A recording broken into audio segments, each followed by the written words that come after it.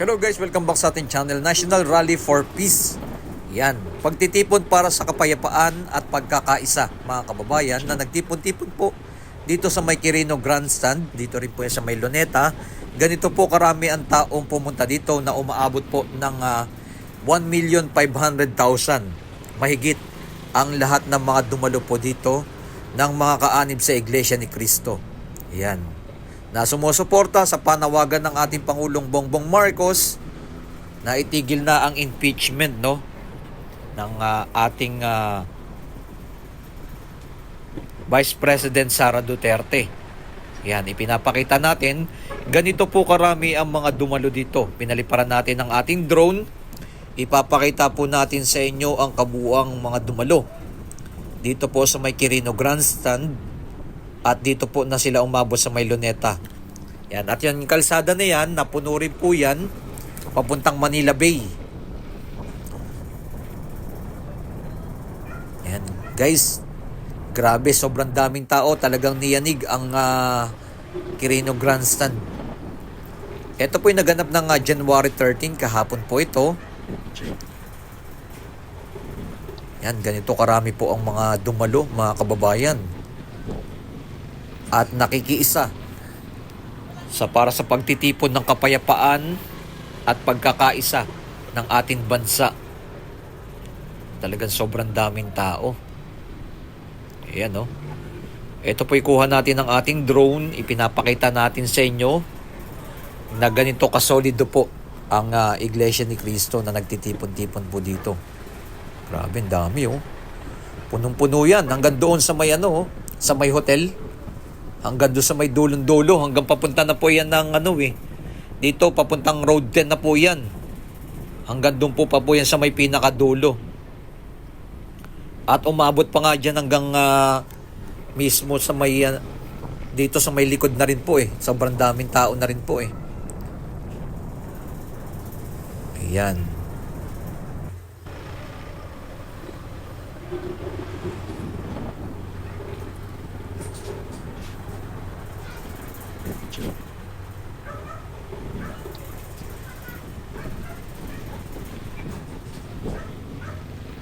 Grabe guys Kitang-kita po ninyo, and comment nyo na below kung anong masabi nyo po dito sa ating drone shot na ganito po karami ang dumalo po kahapon. Guys, napuno po itong Quirino Grandstand at Luneta Park, at both side po ng kalsada ay napuno rin po. Ayan sobrang dami. Talagang punong-puno po talaga.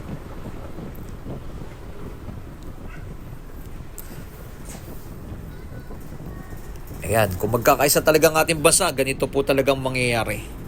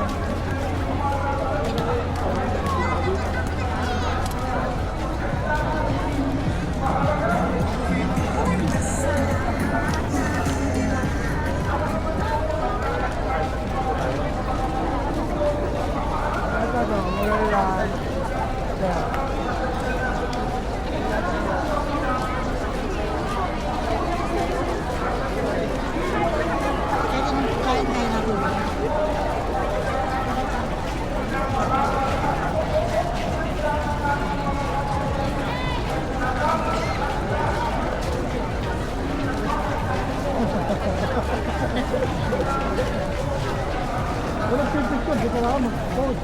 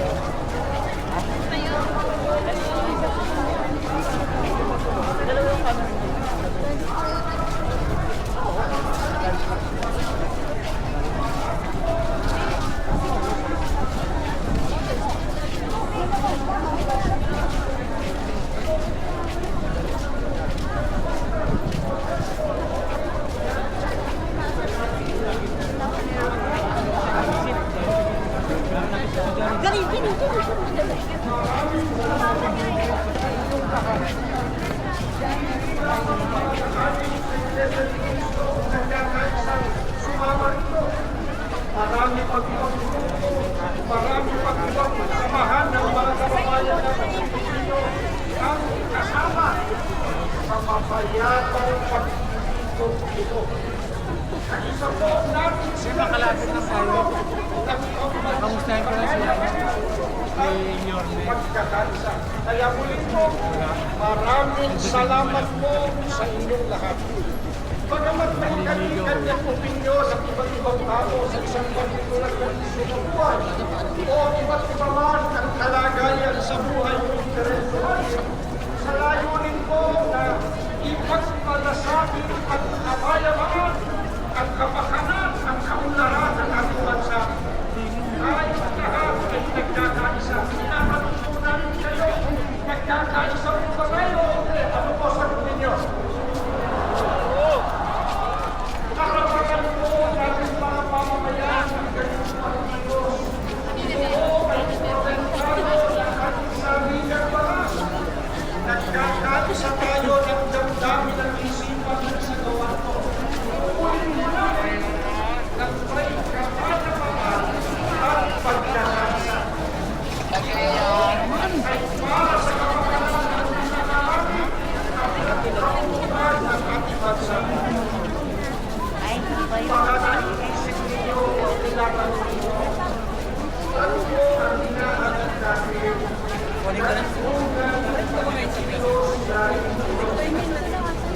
Hindi lamang po ang pagtulungan ang mga leader ng ating gobyerno, kundi ang pagtutunan nila ng pansin ang kapakanan ng aming bansa sa ikalulunas po ng mga problema kinakaharap ng mga mahihirang na mga kababayan na pinalalalaban ng korupsyon, mga kalamidad, kriminalidad, pangayan, pampolitika at iba pa.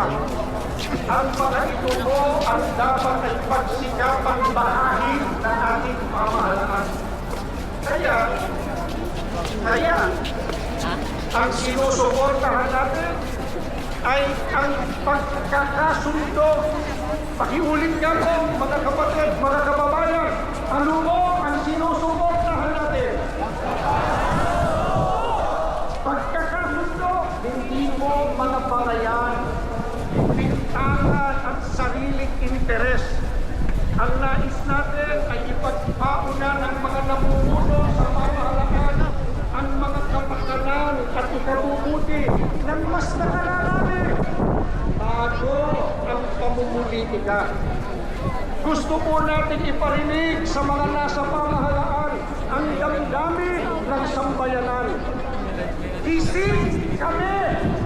Pakiulit ka po! Isip! Pakiulit ulit!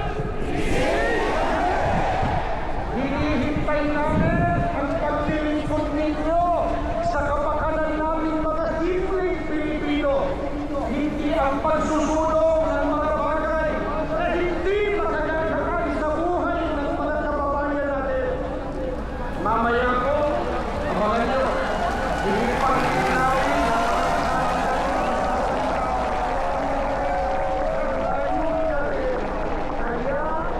mayabang nagkakahipon tayo ngayon.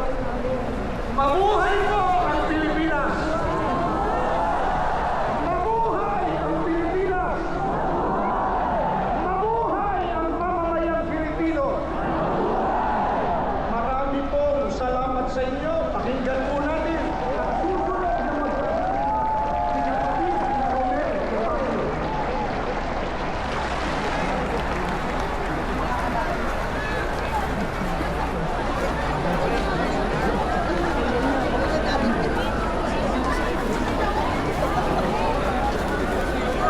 magandang hapon po sa inyong lahat, mga kapatid. Magandang hapon din po sa lahat ng ating mga kaibigan at mga kababayan. Narito po tayo ngayon mula sa iba't ibang sektor ng lipunan, iba't ibang rehiyon, mga samahan at mga sangay ng pamahalaan para po magkaisa sa isang mapayapang pagtulong. Ang pagtitipon natin ito ay isa pong konkretong pagpapakita ng ating suporta sa pahayag ng Pangulo ng Republika ng Pilipinas, Tagalang-galang Ferdinand Marcos Jr., sa kanyang pahayag na hindi siya sumasang-ayon sa isinusulong na impeachment laban sa pangalawang Pangulo Sara Duterte. Panoorin po muna natin.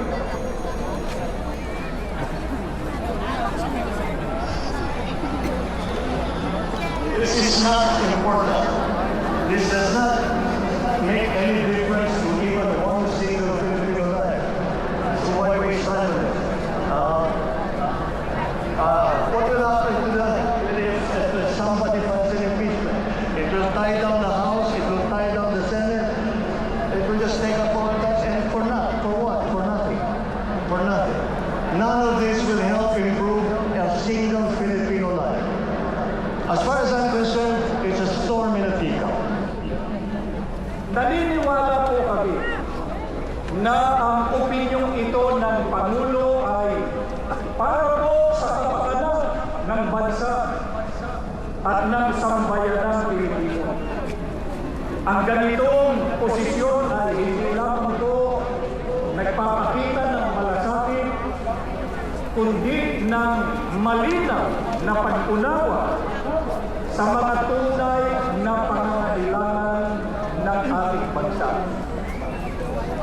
Ano po ang sabi ng Pangulong Bongbong Marcos tungkol sa planong impeachment ng ilang samahan laban sa pangalawang Pangulo?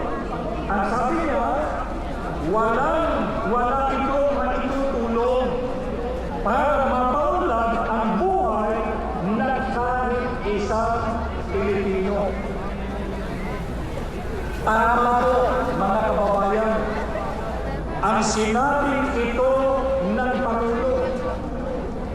Mas marami po mga mahalagang bagay ang dapat na pagtuunan ng pansin.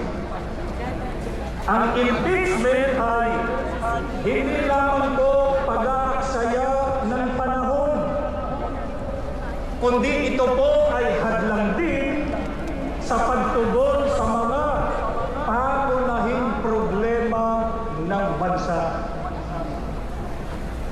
Huwag po nating kalimutan, ang oras ng mga magbabatas sa ating pamahalaan ay mahalaga.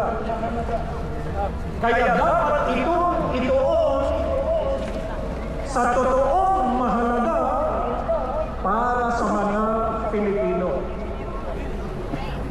Kaugnay nito, ano pa po ang komento ng Pangulo tungkol dyan sa planong impeachment?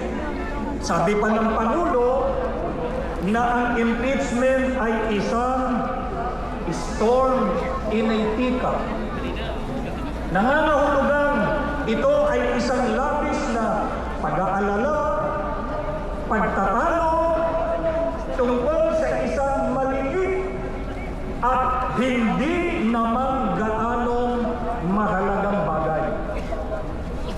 Sang-ayon tayo rito, mga kababayan. Ang pagsulong po ng impeachment ay mag-aaksaya lang ng oras ang Kongreso at Senado. Sa halip na gamitin ang kanilang mahalagang oras para sa mga makabuluhang usapin tulad ng edukasyon, infrastruktura at serbisyong pangkalusugan, ang mga mambabatas ay magtutuon ng isang bagay na hindi naman totoong makatutulong sa buhay ng karaniwang Pilipino.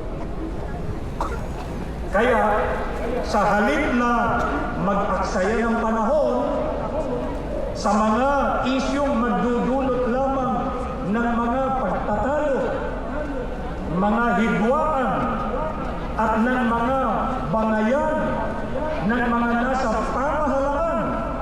at ng mga mamamayan, hindi po ba dapat dapat na ituon ng ating mga pinuno ang kanilang pansin sa mga suliraning kailangan tugunan agad? Mga kababayan, hindi po ba totoo na kapag itinuloy ang impeachment ay magtatalo-talo hindi lamang yung mga mamamayan, kundi maging sila mismo na mga government official. Hindi po ito gusto. Ito po ay ayaw ng maraming Pilipino. At ito rin ang ayaw ng mga kaanib sa Iglesia ni Cristo.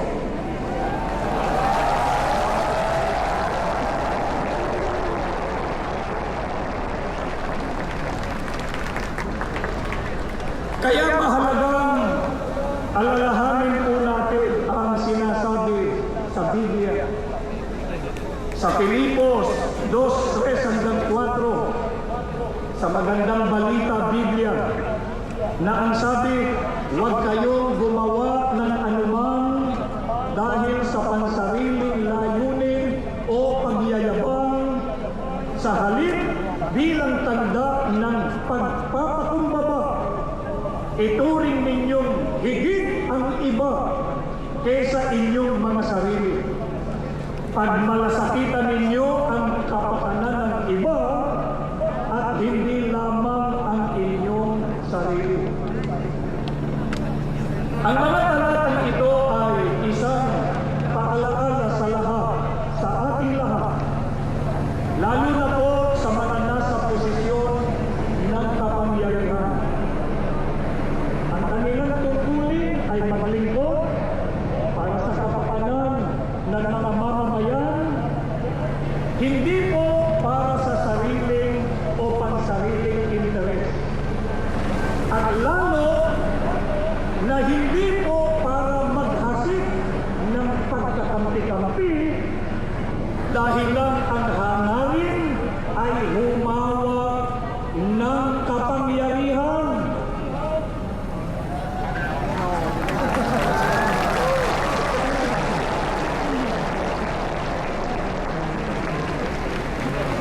Marahil po ay walang sino man ang sasang-ayon sa gayong uri ng leader. Ang pamamaraan kasi nila ay divide and conquer.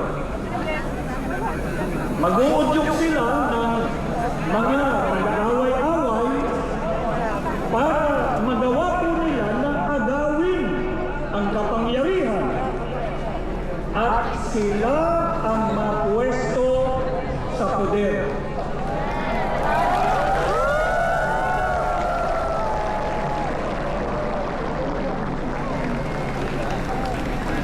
Kung nangyari man po yan sa ibang